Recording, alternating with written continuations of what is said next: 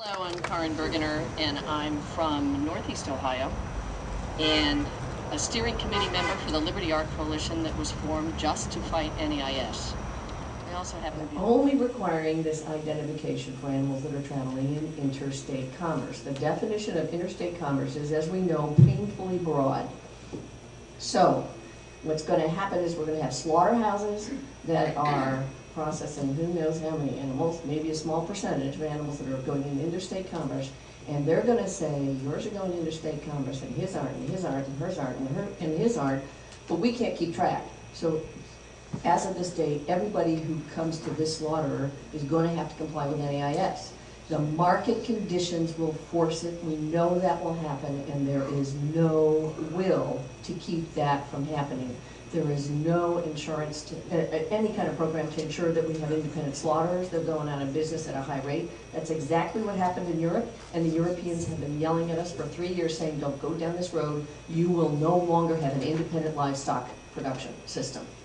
And I don't hear any understanding of what the market will do and how that will force a mandatory program, on top of which the federal government is funding these mandatory state programs. So, you know, it's ridiculous to say that they're not funding mandatory programs. It's just crazy.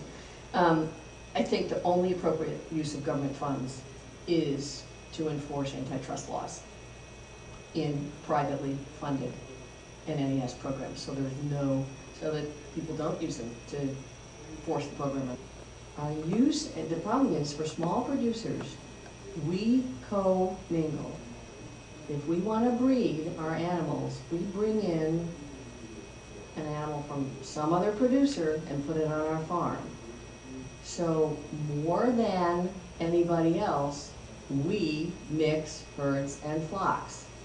And I think if you read your documents correctly, that gets rid of those exceptions, and we would have to tag and track them. And I think we're pretty clear about what the horse issue is if the FEI games here in 2010. And you all want to be able to import these horses without having to quarantine them for a long period of time, right? Oh, I know, you've been cooking up for 21 years. The plan was all put together in 1987. It says so in the NIAA minutes on their website. Because in 1994 she said, oh, we figured it all out, and guess we haven't gotten any further than we were in 1987. So, yeah, I know they've been cooking it for 21 years, but the push to get horses registered has to do with the games. And it's about bringing in horses from other countries.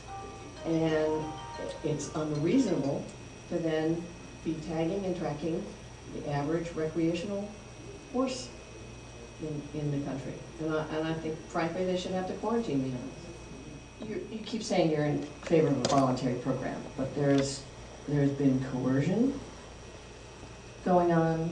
There have been lies made to people. I mean, when farmers show up in a drought-stricken area and the state says, oh, we bought hay, but oh, by the way, you can't buy the hay until you register your property. Okay, but I mean, next year it'll be, oh, you can't buy the hay until you show me you got tags. I'd like to know how sort of the official people in the room think that that's a voluntary program. Because that's clearly going on, and that's not what average farmers consider voluntary. So the question about that, and the other question, and I noted that you said very clearly when you talked about types of tags, you said at the present time. And I honestly can't tell you which document was the last document that came out about tagging, but it poignantly did not talk about branding as an option. And our view is the door's wide open. Yeah, at present time, all these other options are allowed, but clearly USDA is pushing and going towards the NAIS standard tags, microchips. No, I'm not telling people that you're going to microchip chicken, so just relax about that one. But for basically, that's the gold standard, and that's where you all want everybody to go. And you were very clear for the present time. So as far as I'm concerned, that door is wide open, and those tags will still change. Currently, NAIS tracking ends at the slaughter facility because USDA has maintained that it is not a food safety program.